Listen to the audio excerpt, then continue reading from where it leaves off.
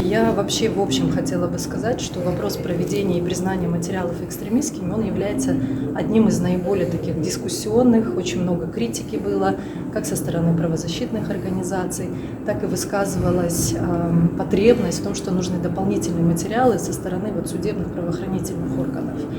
И сам процесс мониторинга, оценки, что происходит в части по этим экспертизам, он начался еще с 2015 года, активно обсуждался. На основе этого было выработано руководство для лиц, которые проводят экспертизу.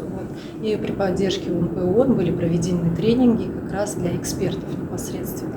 Но когда мы начали изучать саму практику, мы увидели, что есть ошибки при назначении экспертизы, есть ошибки при постановлении вопросов, какой вид экспертизы назначается. И с учетом всего этого опыта и был разработан справочник.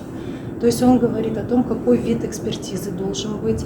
Раньше назначалась так называемая религиоведческая или теологическая экспертиза. Сейчас речь идет о том, что это должна быть комплексная психолого-лингвистическая экспертиза.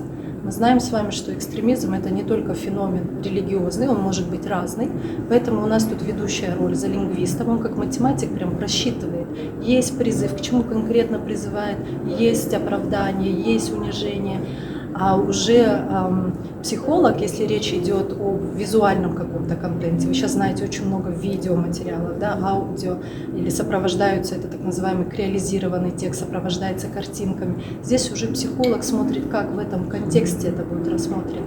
И если текст имеет религиозный характер, то тогда приглашается религиовед. То есть религиовед как раз, например, лингвист может увидеть слово джихад, халифат и уже испугаться, да, подумать, что это какой-то деструктивный элемент есть. А религиовед как раз смотрит, как в этом контексте, в этих религиозных терминах эти призывы имеют место быть или не имеют места быть.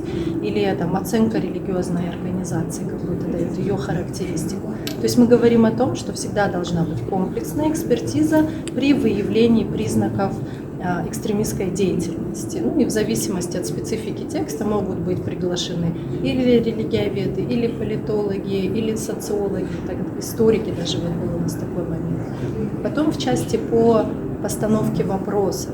То есть имелся опыт, когда вопросы ставились правового характера, а эксперты не имеют права отвечать на правовые вопросы.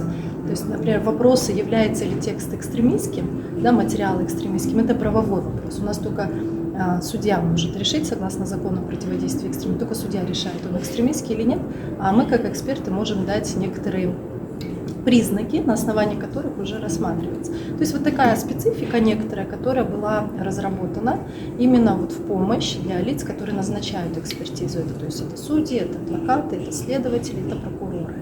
И мы буквально недавно вернулись, все регионы объездили, обсудили, презентовали, и передали как раз этим лицам сам справочник.